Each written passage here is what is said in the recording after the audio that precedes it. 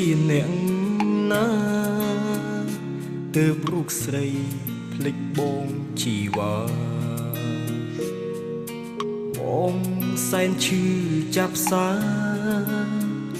ម្ដេចជីវ៉ាមិនសមឡាប់បងទៅ3 ឆ្នាំ3 ខែពេលនេះសតតែអង្គនុសាវរីក្តីស្រលាញ់ត្រូវខ្ទេចខ្ទីពេលដែលឈរវីគៀកកោយនឹងគេបងស្ទើរឈួតស្ទើរឡប់ពេលអូនធ្វើបែបនឹងដូចមនុស្សស្រវិញអេងដឹងខ្យល់អីយកបងត្រឹមលេងសើចគ្រាន់ក៏ដល់ចរណៃ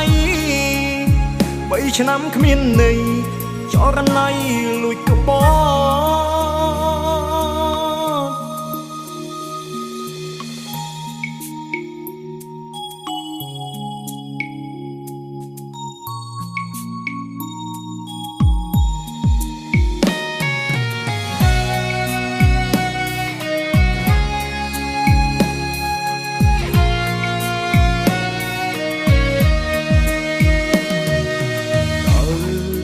ជាអ្នកណាទើបរូបស្រីភ្លេចបងជីវ៉ាបងសែនឈឺចាប់សាម្ដេចជីវ៉ាមិនសមឡាប់បងទៅ3 ឆ្នាំ3 ខែពេលនេះសតតែអង្គនុសាវរីក្តីស្រលាញ់ត្រូវខ្ទេចខ្ទីពេលដែលឈរវីគៀកកោយនឹងគេបងស្ទើរឈួតស្ទើរឡប់ពេលអូនធ្វើបែបនឹងដូចមនុស្សស្រវិញអេងដឹងខ្យល់អី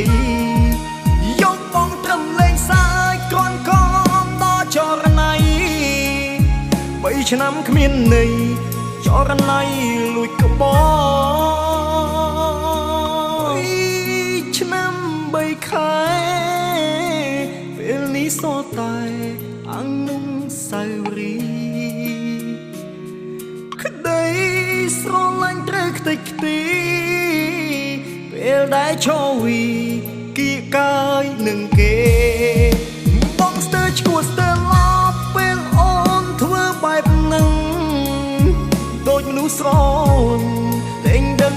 ខ្យល់អីយកបងត្រឹមលេងសើចគ្រាន់ក៏ដល់ចរណៃ3 ឆ្នាំគ្មានន័យចរណៃលួចកប